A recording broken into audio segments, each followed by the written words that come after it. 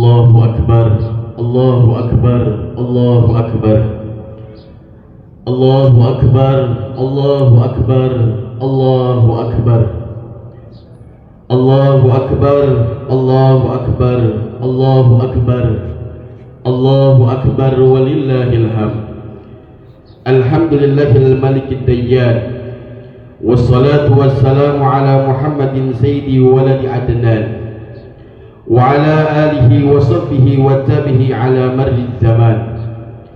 Asyhadu an la ilaha illallah wahdahu la syarika lah, al-munazzahu 'anil jismiyati wal jihati wal zamani wal makan. Wa asyhadu anna sayyidana Muhammadan 'abduhu wa rasuluhu alladzi kana khuluqul Qur'an. Amma ba'du, faya ayyuhal hadirun, usikum wa iyaya bittaqwallah wa ta'atihi la'allakum tuflihun.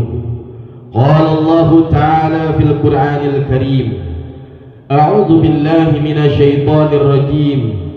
Bismillahirrahmanirrahim. Ya ayyuhalladzina amanu taqullaha haqqa tuqatih wa la tamutunna illa wa antum muslimun. Ma'asyiral muslimin, sidang salat Idul Adha yang dirahmati dan diberkahi oleh Allah Subhanahu wa taala. Syukur alhamdulillah, kita bersyukur kepada Allah Subhanahu wa taala. Dialah Allah Subhanahu wa taala yang selalu memberikan kita curahan nikmat. Dari sekian banyaknya nikmat, ada yang biasa kita kenal dengan nikmat iman, nikmat Islam, serta nikmat sehat wal afiat. Yang mana dengan nikmat itulah kita masih selalu senantiasa diizinkan oleh Allah Subhanahu wa taala berusaha dan berupaya untuk menjalankan perintahnya dan menjauhi akan segala larangan-larangannya. Pada hari ini, marilah kita juga banyak-banyak bersyukur kepada Allah Subhanahu wa taala karena diri kita yang hari ini masih Allah berikan kesempatan untuk bertemu dengan hari yang mulia, yaitu hari raya Idul Adha. Mata yang amat sering kita gunakan untuk maksiat, masih Allah berikan kesempatan untuk melihat kebesaran dan kekuasaan Allah Subhanahu wa taala. Mulut yang banyak kita gunakan membicarakan keburukan orang lain, masih Allah berikan kesempatan untuk berzikir mengumandangkan kalimat takbir. Tidak semua manusia mampu dan mau mengumandangkan kalimat takbir, karena kalimat takbir bukanlah sembarang kalimat. Ia bukan sekedar kalimat untuk memeriahkan saja. Ia bukan kalimat yang gak berarti dan gak bermakna. Ia adalah kalimat yang menunjukkan bahwa kita umat manusia adalah lemah dan sangat amat lemah di mata Allah Subhanahu wa taala. Gak berdaya dan amat tak berdaya. Yang maha kuat, yang maha kuasa, yang maha agung hanyalah milik Allah Subhanahu wa taala. Tapi sudahkah kita benar-benar meresapi makna Allahu Akbar? Saat ini kita mengucapkannya, kita mungkin sadar diri bahwa kita lemah. Kita sadar diri bahwa kita hanya sekedar hamba yang harus tunduk atas perintah Tuhannya. Tapi pada kenyataannya, seringkali kita, tingkah laku kita justru menunjukkan seakan kita kuat menahan panasnya api neraka. Seakan Allah gak bisa melihat, malaikat tak mampu mencatat atas apa perbuatan-perbuatan yang selama ini kita lakukan dengan menimbulkan kemaksiatan-kemaksiatan kepada Allah yang kita lakukan. Kita tahu bahwa meninggalkan sholat amat sangat dilarang, tapi terkadang dengan gagah beraninya kita meninggalkannya. Kita mengerti dan paham bahwa berbakti kepada kedua orang tua, berbakti kepada orang tua adalah perintah dari Allah Subhanahu wa taala. Tapi terkadang kita sibuk dengan akan kegembiraan diri kita sendiri. Kita sibuk dengan kebahagiaan kita, melupakan bagaimana caranya kita untuk bisa membahagiakan kedua orang tua kita. Untungnya Allah Subhanahu wa taala Maha Pemurah, Allah Maha Pengasih, Allah Maha Penyayang. Dosa yang kita buat enggak langsung Allah laknat, kesalahan yang kita buat enggak langsung Allah balas. Allah berikan kita kesempatan untuk memperbaiki diri. Semoga Idul Adha tahun ini menjadikan kita lebih mengerti dan lebih memahami akan makna kalimat Allahu Akbar, yang tak hanya kita ucapkan, juga bahkan terparti dalam kehidupan kita, kehidupan tingkah laku kita sehari-hari. Maka Allahu Akbar dialah Allah yang maha besar. Kaum muslimin yang dirahmati dan diberkahi oleh Allah Subhanahu wa taala, hari raya Idul Adha mengingatkan kita akan hebatnya pengorbanan, ketaatan dan kesabaran Nabi Ibrahim alaihi salatu wassalam. Bagaimana tidak, sudah lama Nabi Ibrahim menanti kehadiran seorang anak untuk menemani sehari-harinya, membantu dan meneruskan perjuangan dakwahnya. Nabi Ibrahim pun pernah berdoa kepada Allah Subhanahu wa taala yang tercantum dalam Al-Qur'an surat Asy-Syaffat ayat 100. Rabbi habli minas shalihin, ya Tuhanku, anugerahkanlah kepadaku seorang anak yang termasuk orang-orang yang salehah. Akhirnya Allah Subhanahu wa taala anugerahkan seorang anak dari rahim istrinya Siti Hajar. Hari berganti berubah. Sang anak yang kemudian diberi nama Ismail tumbuh berkembang dengan baik. Tapi ternyata pada suatu malam Nabi Ibrahim bermimpi diperintahkan untuk menyembelih anak semata wayangnya.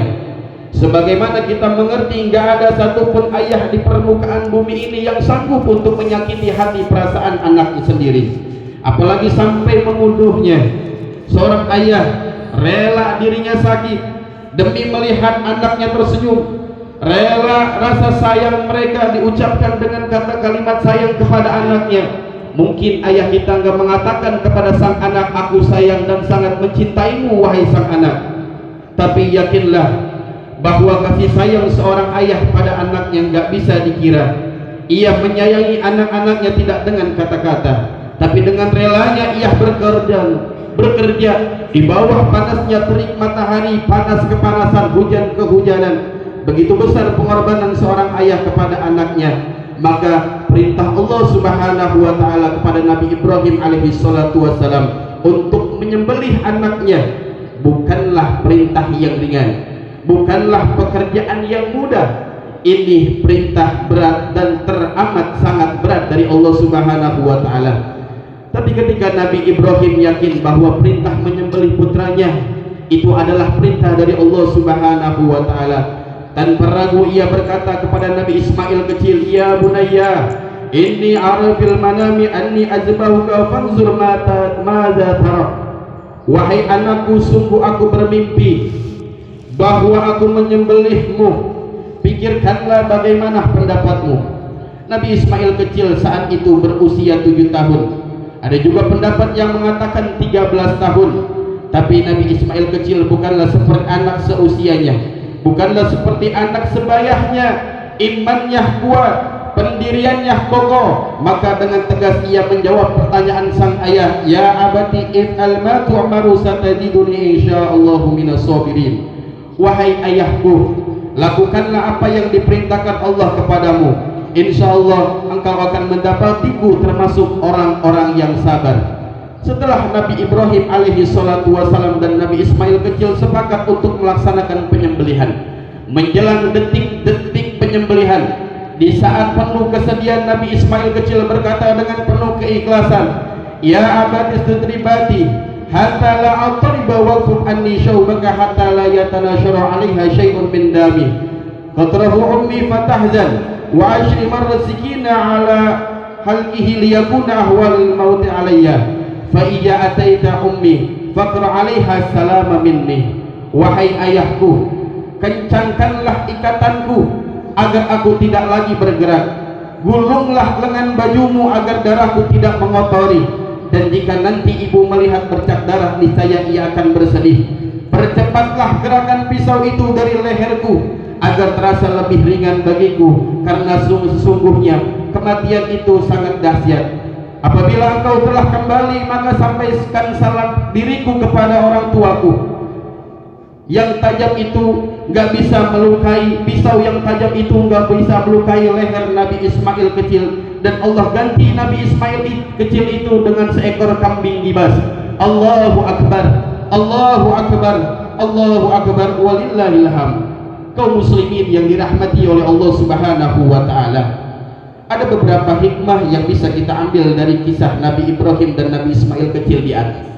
Yang pertama, bahwa dalam beragama kita harus mau berkorban untuk menjalankan perintah-perintah Allah Subhanahu wa taala. Nabi Ibrahim dengan penuh keikhlasan, dengan penuh kesabaran mengorbankan anak semata wayangnya.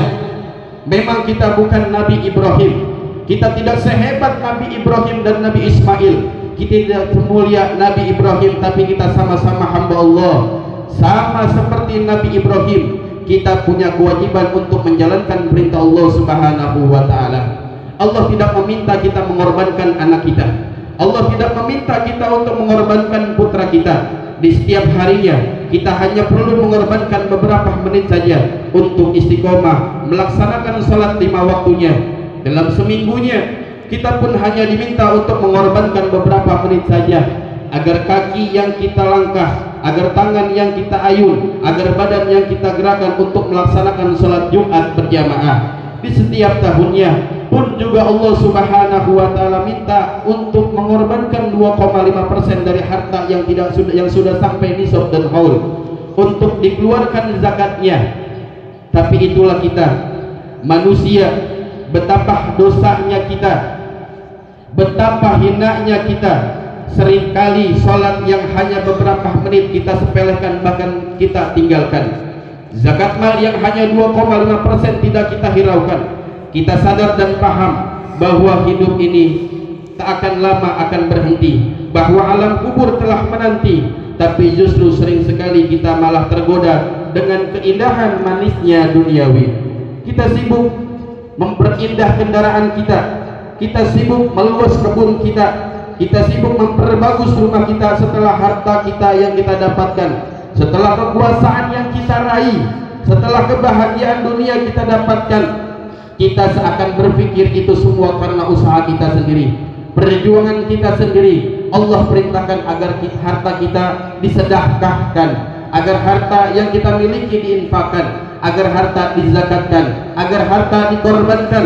Kita enggan, kita merasa sayang, kita banyak berpikir ini dan itu, padahal itu semuanya apa yang kita miliki adalah titipan dari Allah Subhanahu wa taala. Kaum muslimin yang dirahmati oleh Allah Subhanahu wa taala. Lalu kemudian yang kedua, hikmah yang kita ambil dari pelajaran di atas terkait bahwa Nabi Ibrahim alaihi salatu wasalam dan Nabi Ismail kecil adalah pentingnya mendidik seorang anak akan ilmu agama. Kita bisa melihat betapa Nabi Ismail kecil menjadi penganut agama dalam agama Islam, memberikan informasi penting dalam sebuah pendidikan, bahwa agama yang kita bisa melihat betapa Nabi Ismail kecil menjadi penganut ayahnya untuk menjalankan perintah agama. Nabi Ismail gak takut akan tajamnya pisau, gak takut akan derasnya darah yang mengalir, gak takut kehilangan nyawanya. Ia lebih takut akan murkanya Allah jika perintah Allah tidak ia kerjakan. Kaum muslimin yang dirahmati oleh Allah Subhanahu wa taala, saat ini menjadikan anak yang paham agama dan yang mampu melaksanakan perintah agama bukanlah hal yang mudah. Tetapi sesulit apapun dan sesusah apapun itu, mendidik seorang anak sudah menjadi kewajiban seorang tua. Seorang anak yang bisa membawa kita masuk ke dalam surga, tapi seorang anak pula juga bisa menjerumuskan kita masuk ke dalam neraka. Seorang anak lahir di dunia dalam keadaan suci tanpa dosa, pertumbuhannya sangat amat tergantung dengan bagaimana orang tua mendidiknya. Jangan sampai kita sibuk mencari harta, jangan sampai kita sibuk akan kehidupan manisnya duniawi, lalu melupakan pendidikan anak kita. Seorang anak yang dipaksa untuk belajar ilmu agama, seorang anak yang dipaksa untuk menjalankan perintah agama, saat ini mungkin ia mengeluh, saat ini mungkin ia menangis, tapi yakinlah ada saatnya ia akan bahagia, dan pada ada saatnya nanti ia akan mengucapkan terima kasih kepada kedua orang tuanya yang telah memaksa dirinya untuk belajar ilmu agama dan mengamalkannya. Begitu juga dengan orang tua. Pada saatnya nanti orang tua enggak bangga dengan harta sang anak miliki, Pada saatnya nanti orang tua nggak akan bangga dengan kedudukan sang anak. Pada saatnya nanti orang tua nggak akan bangga dengan jabatan sang anak, tapi orang tua akan bangga, orang tua akan bahagia, orang tua akan senang ketika sang anak di sela-sela kesibukannya menyempatkan dirinya untuk menjalankan sholat 5 waktu, menjalankan perintah agama, dan menjauhkan akan segala larangan-larangan agama. Di sela-sela kesibukannya gak lupa juga ia untuk mengunjungi orang tuanya, mendoakan orang tuanya, merawat orang tuanya. Semoga anak-anak kita termasuk anak-anak yang ditakdirkan memahami ilmu agama dan mengamalkan sepanjang hidupnya. Amin, amin ya rabbal alamin. Kaum muslimin yang dirahmati oleh Allah Subhanahu wa taala. Pelajaran yang ketiga yang kita ambil dari kisah Nabi Ibrahim alaihi salatu wasalam dan Nabi Ismail alaihi salam. Setiap kita pasti memiliki ujian masing-masing. Nabi Ibrahim yang jelas-jelas Khalilullah, kekasihnya Allah Subhanahu wa taala, Allah uji dengan berbagai ujian. Nabi Ibrahim pernah dibakar hidup-hidup dalam kobaran api yang menyala. Nabi Ibrahim pernah diuji untuk menyembelih putra semata wayangnya. Betapa sering Nabi Ibrahim ditolak dakwahnya bahkan oleh ayahnya sendiri. Dan masih banyak amat juga ujian-ujian yang dimiliki oleh Nabi Ibrahim alaihi salam. Begitu juga dengan kita. Kita semua pasti memiliki ujian masing-masing. Ada di antara kita yang diuji dengan penyakit, ada di antara kita yang diuji dengan kemiskinan, ada pula yang di antara kita yang diuji dengan kegagalan, ada yang di antara kita diuji dengan berpisah dari keluarganya. Mungkin ada di antara kita di sini yang ditinggal wafat oleh ayah ibunya, ditinggal wafat oleh anaknya, hidup terasa hampa karena orang yang tersayang gak lagi ada menemani aktivitas kita sehari-hari. Apalagi di suasana Idul Adha seperti ini, kita yang gak lagi memiliki ibu akan teringat akan kasih sayangnya, akan teringat akan kelembutannya, akan teringat bagaimana ia menyiapkan sarapan untuk kita.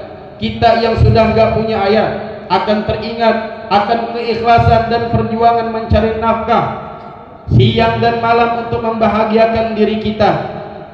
Tapi para hadirin, ingatlah, sebanyak apapun ujian yang Allah berikan kepada kita, enggak akan melewati batas kapasitas kemampuan kita.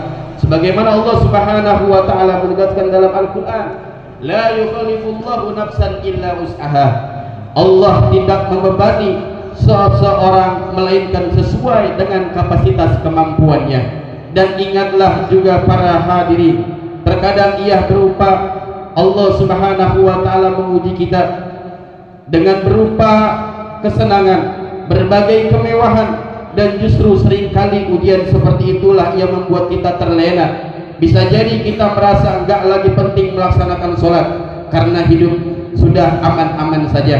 Kita merasa enggak lagi bersedekah karena harta yang kita miliki seakan murni usaha kita sendiri. Terkadang kesibukan, kebahagiaan, kesenangan duniawi melupakan kita akan kewajiban kita sebagai seorang muslim. Padahal para hadirin rahimakumullah, enggak ada satupun di antara kita yang hidup kekal abadi di dunia ini. Kita semua pasti akan sampai pada satu waktu di mana tubuh kita enggak lagi bergerak, jantung kita berhenti berdetak. Maka ya Allah ya Rabbana, takdirkanlah kami menjadi hamba-Mu yang selalu melaksanakan perintah-perintah-Mu. Kuatkanlah kami untuk menghadapi berbagai kemaksiatan. Ya Allah, kami sadar kami penuh dosa, kami sering lalai akan perintah-Mu. Justru berbagai nikmat yang Kau berikan kepada kami gunakan untuk maksiat. Ampunilah dosa-dosa kami, ampunilah kesalahan kami. Amin, amin ya rabbal alamin. Ya Allah ya Rabbana, mudah-mudahan anak-anak kami dijadikan oleh Allah Subhanahu wa taala anak-anak yang saleh dan salehah, anak yang selalu menjalankan perintah Allah dan menjauhi akan segala larangan-larangan Allah. Amin, amin ya rabbal alamin. Barakallahu li wa lakum fil Qur'anil Karim wa nafa'ani wa iyyakum bima fihi minal ayati wal dzikril hakim wa taqabbalu minni wa minkum tilawatahu innahu samiul alim. Wastaghfiruhu innahu huwal ghafurur rahim.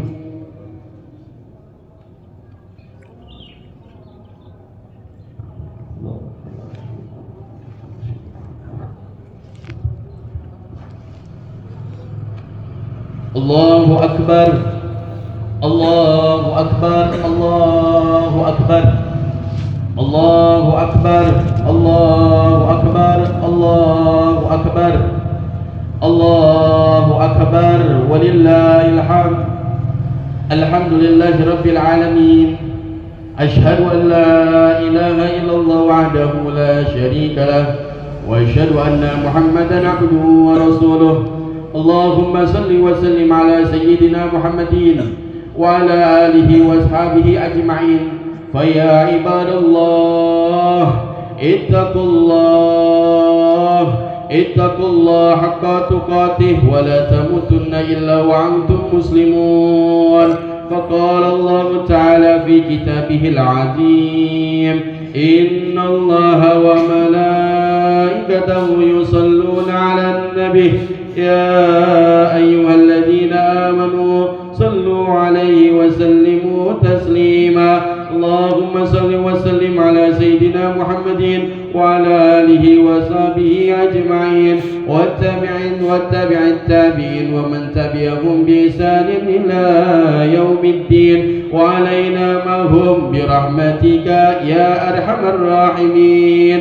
اللهم اغفر للمسلمين والمسلمات والمؤمنين والمؤمنات الأحياء منهم والأموات إنك سميع قريب مجيب دعوات يا قاضي الحاجات. ربنا افتح بيننا وبين قومنا بالحق وأنت خير الفاتحين. ربنا آتنا في الدنيا حسنة وفي الآخرة حسنة وقنا عذاب النار. عباد الله إن الله يأمر بالعدل والإحسان وإيتاء ذي القربى وينهى عن الفحشاء والمنكر والبغي يعظكم لعلكم تذكرون. فاذكروا الله يذكركم وادعوه يستجب لكم ولذكر الله أكبر. السلام عليكم ورحمة الله وبركاته.